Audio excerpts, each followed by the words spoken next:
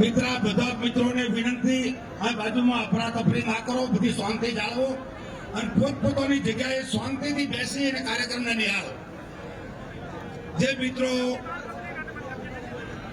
જમણવાર પતી ગયું હોય, જમણવાર લઈ લીધો હોય, એ મિત્રોને જલ્દીમાં જલ્દી વિનંતી કરું છું કે સભા મંડપમાં આવો, પછી જગ્યા નહીં મળે જલ્દીથી તમારું સ્થાન ગ્રહણ કરો.